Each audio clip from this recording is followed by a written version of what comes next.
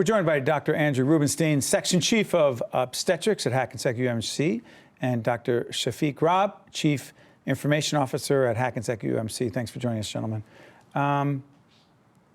Doctor, we were having a discussion offline. We're actually doing a communications seminar in which you were talking to me about a new way, a different way of monitoring the amount of blood that a woman loses during childbirth.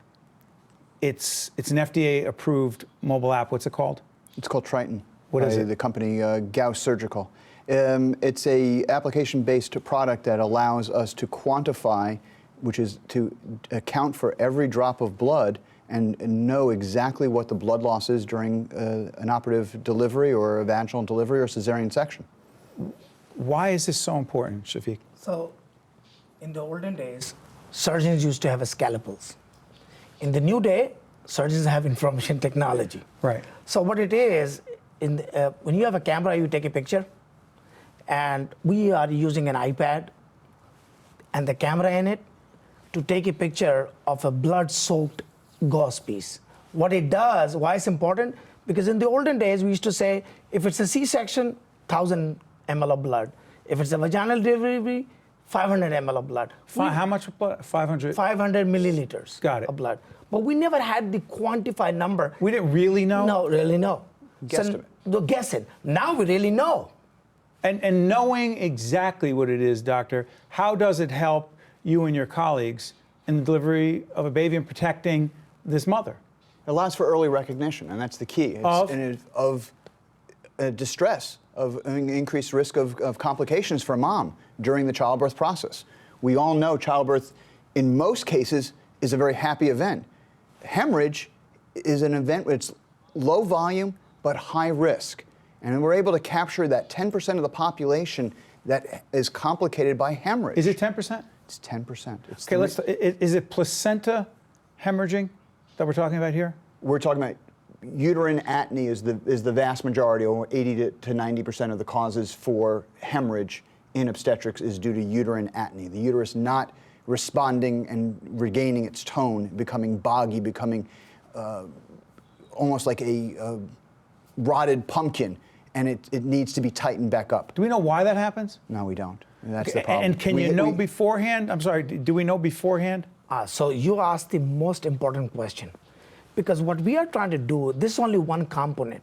We are trying to understand high risk and risk before it happens. Yes. So to calculate that risk, we call it a MEOWS, MEOWS, Modified Early Warning Obstetric warning system. Okay, so you're trying to find that all beforehand. Beforehand. So whether the woman has low hemoglobin, right, whether it's a high-risk pregnancy, and blood loss complicates it.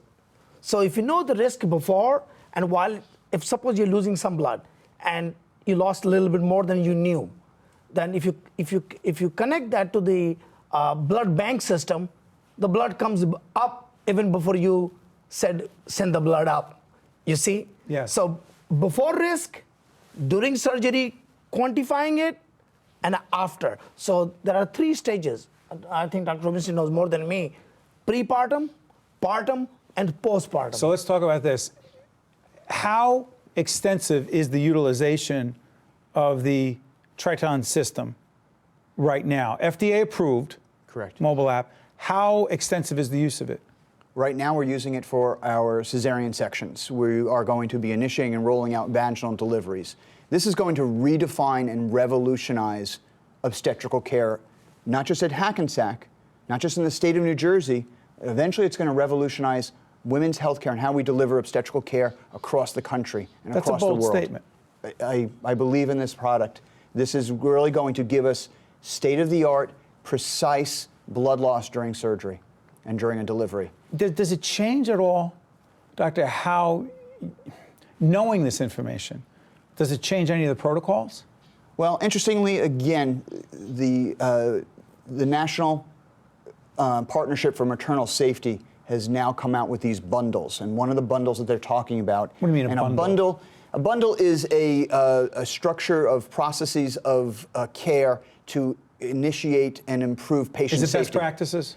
It's utilizing best practices and utilizing guidelines and bundling and packaging those guidelines to give one definitive, authoritative, easy to do, patient care derived safety. Let's do this from, in the time we have left, from the patient's perspective.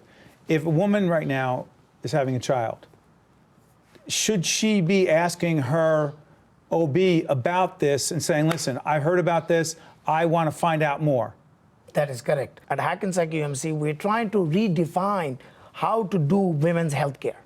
Because the doctor said this is just, he believes it's going to be across the state, across the nation. So the fact is, no matter where a woman is, she should be asking for this. Why not?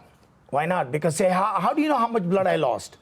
So that's the question she will know. And we know it's inaccurate. We know 50% of estimating blood loss is actually inaccurate. So we're now giving you a system that's going to give you accuracy. And it's going to allow us, again, it's just part of the recognition system, and it becomes like a vital sign.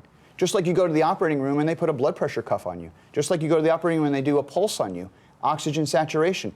This is going to be real-time blood loss given to the team. And we have an amazing team together with nurses, anesthesiologists, obstetricians, that is going to give them real time. Every hospital really should be doing this, is what you're saying. That is correct. So we call it quantifiable blood loss. So that means we know... Quantifying blood loss is critical. Yeah, why not? Absolutely. And by the way, why did it take us so long to do this? 30 seconds left. Any reason why? I mean, we knew we were estimating or guessed. We weren't as accurate as we should be. Hey, technology was not there, so power... The technology is there now. No, that's right. Thanks to Dr. Rabb and his team and the Gauss surgical team, I think we've now integrated this, and this will become best practices. Dr. Rubenstein and Dr. Rabb, I want to thank you for joining us. We're going to be learning more about this and monitoring as we move forward, because I have a feeling from this segment, a lot of women and others are going to want to know more. Thank you very much. Thank you for having us. Thank you very much.